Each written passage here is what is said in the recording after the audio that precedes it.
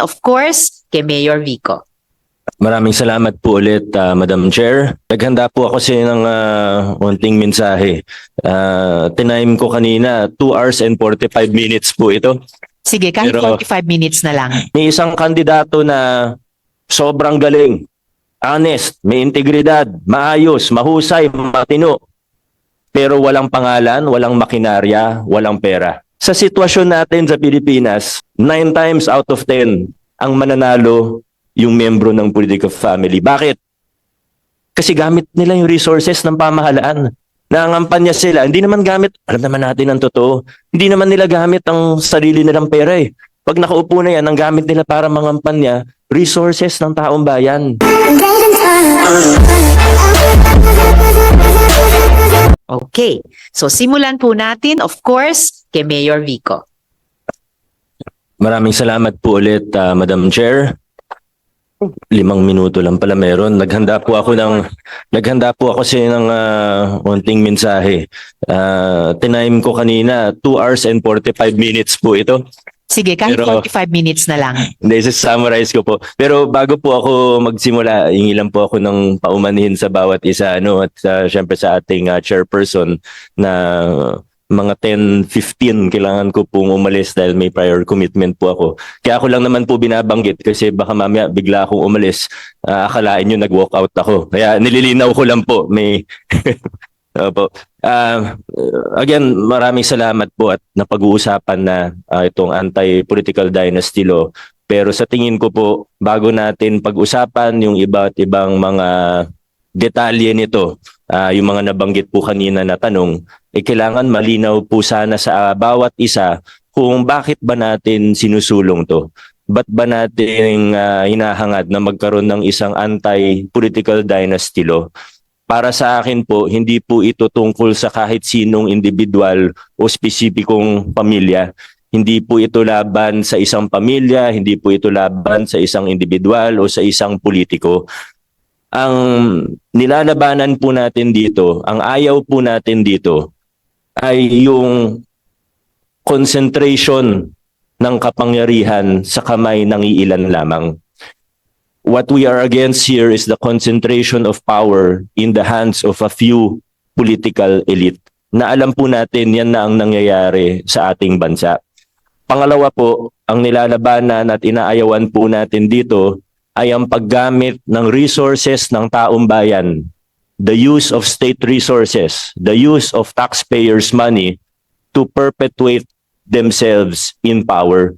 Ibig po sabihin, ginagamit ang makinarya ng pamahalaan para sa pangampanya nila, ginagamit ang pera ng taong bayan para hindi na sila maalis sa pwesto.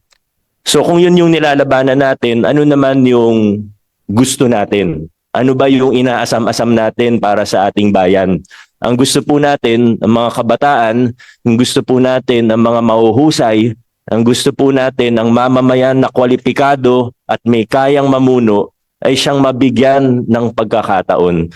Our Constitution not only suggests, but our Constitution guarantees equal access to opportunities for public service. This is the constitutional guarantee that Congress has slept on for the last 40 years.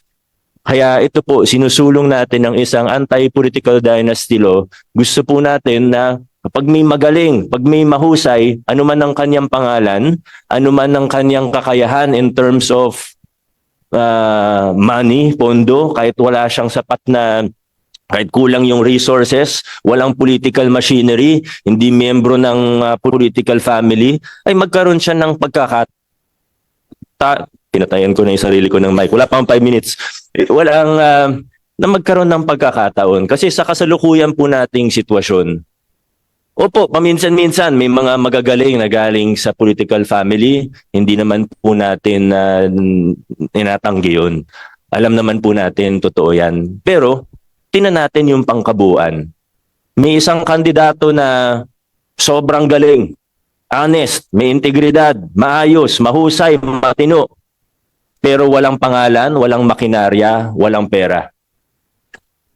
Ang kalaban niya, miyembro ng political family na theoretical lang naman po ito, wala tayong pinatatamaan. Membro ng political family na let's say wala masyadong kaalaman, wala masyadong karanasan, hindi marunong, hindi magaling, may pagkakurap pa ng konti. Sa sitwasyon natin sa Pilipinas, 9 times out of 10 ang mananalo yung membro ng political family. Bakit? Kasi gamit nila yung resources ng pamahalaan. Nangangampanya sila. Hindi naman gamit, alam naman natin ang totoo, hindi naman nila gamit ang sarili nilang pera eh. Pag nakaupo na yan, ang gamit nila para mangampanya, resources ng taong bayan. May iba pang lugar, makikita po natin ng mga instance ng karahasan. Papasok ang bago, walang koneksyon sa politika. Manganib ang buhay niya mismo. Sa maraming lugar sa Pilipinas, ganyan po ang sitwasyon. Kaya po kailangan natin ng isang batas to equal the playing field and to give us what the Constitution guarantees, the equal access to opportunities for public service. Yan po ang sinusulong natin, yan ang pinaglalaban natin pag pinag-uusapan natin ang isang anti-political dynasty law. And I hope that Congress now will really be serious, whether the upper house, the Senate, or the lower house. Sana po ay magtuloy-tuloy na. Pero alam din naman po natin ang totoo. Kailangan po ang mga mamamayan natin, ang mga mag-aaral, mga CSOs, kailangan magsanib puwersa tayo, magsanib puwersa kayo para maisulong po natin ang isang batas patungkol dito, ang anti-political dynasty law. Yun lamang po, Madam Chair, maraming salamat po.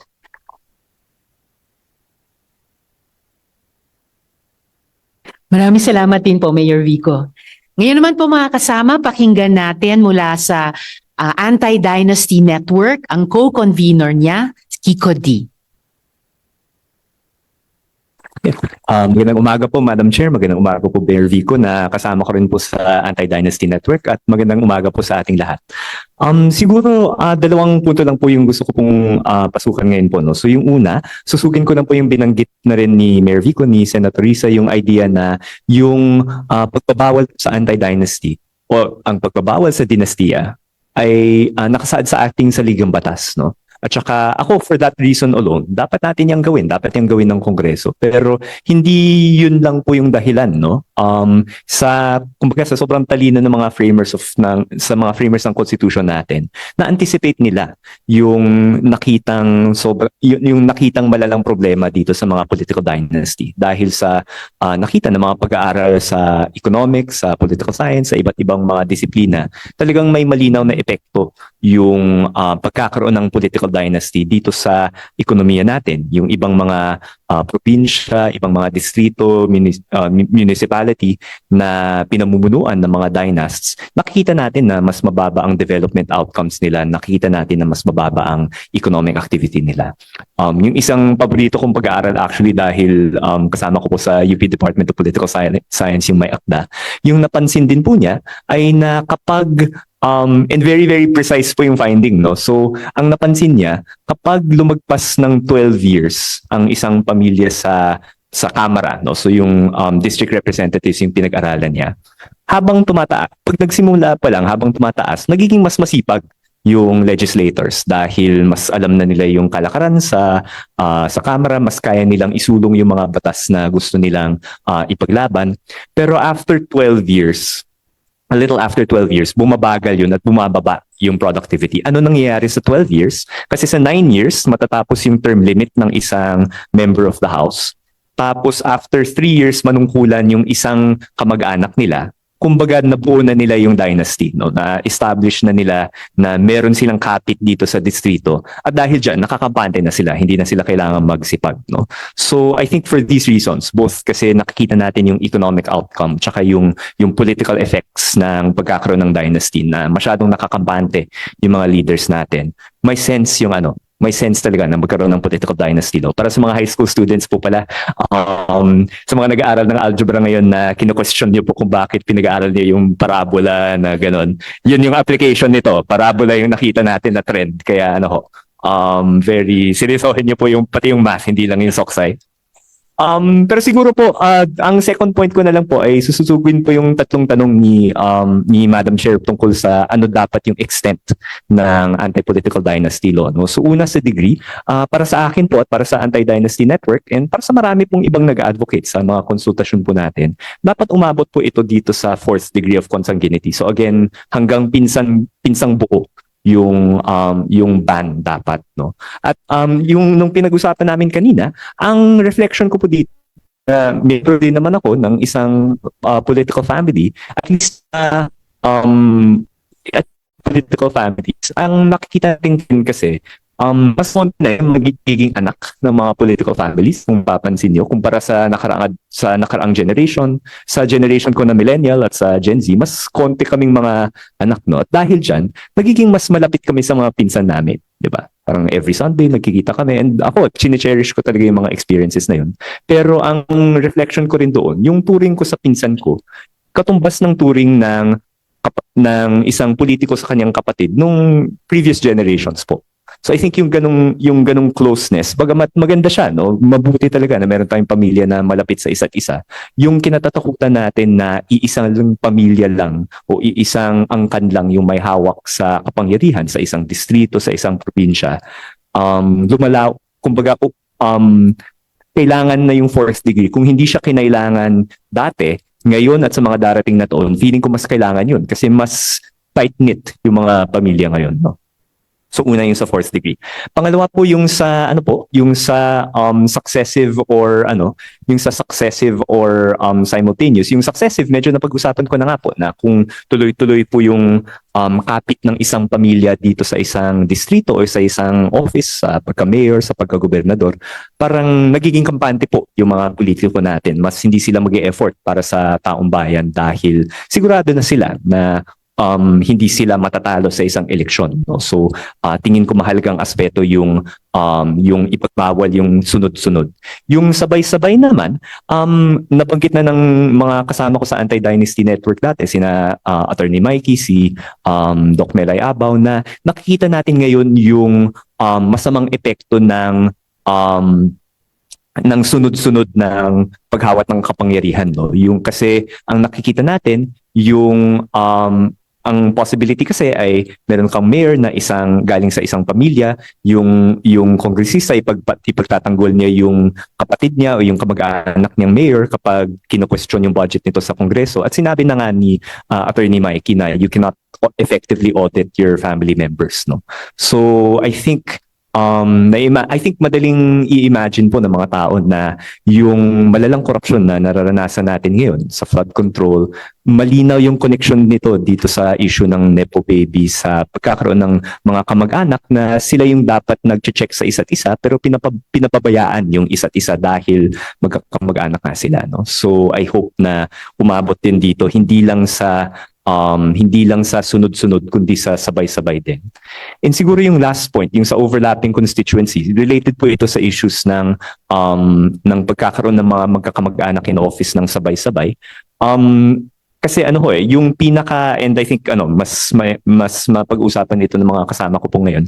Pero yung idea na may iisang pamilya lang yung may hawak ng governor's office, mayor's office, congressman's office sa isang lugar, sa isang legislative district. Parang kung isa kang mamamayan na hindi ka sang-ayon dito sa ginagawa ng angkan na ito sa politika, mas kumukonti yung pwede mong puntahan for an alternative, no?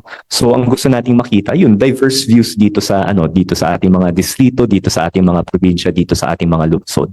And therefore I think mahalagang ituring na at least yung sa kongresista, para sa amin maganda kung hindi ipagbabawal yung sabay na senador at district representative o senador at party list representative na magkakamag-anak, at the level of the party list mahalaga sa amin yun na dahil talagang para sa mas hindi nadidinig na boses sa ating lipunan yung party list, talagang hindi maganda na nadodominate na ito ng political dynasty. Pero sa usapin ng district representatives, bagamat okay naman kung ipagbabawal natin yung senador at district representative na magkasabay, tingin namin ang priority talaga ay dapat ipagbawal na sabay yung kongresista at yung gobernador or kongresista at mayor na sabay-sabay dahil yung kongresista din yung bali yung parang magkikilati sa budget ng mayor, parang hindi tama yun, no? So siguro po in terms of degree, mahalaga po sa atin yung fourth degree dahil at least ako sa lived experiences ko, malapit ako sa mga pinsang buo ko. Mahalaga yung ipagbawal yung successive o yung sunod-sunod dahil nga nagiging mas kampante yung leaders natin kapag feeling nila wala silang malakas na kalaban sa halalan. Dapat ipagbawal yung sabay-sabay dahil hindi effective yung check kung kapamilya mo yung congressman, yung mayor, yung governor, hindi epektibo yung check and balance sa ganung sitwasyon. At related dyan, mahalaga na i-define natin yung overlapping constituencies in a broad way. Dapat hindi porke ibang posisyon yung House of Representatives, ibang posisyon yung governor or mayor ay walang kinalaman sa isa't isa yung mga posisyon na ito at nakababahala sa check and balances again kung isang angkan lang yung may hawak nito. Maraming salamat. Maraming salamat din, Kiko. Kids, akala nyo walang kinalaman ang math sa dynasties, ano? Parabola pala. Baka sa konsultasyon natin, malaman natin, konektado sa halos lahat ng dinastiya. Okay, ngayon naman po,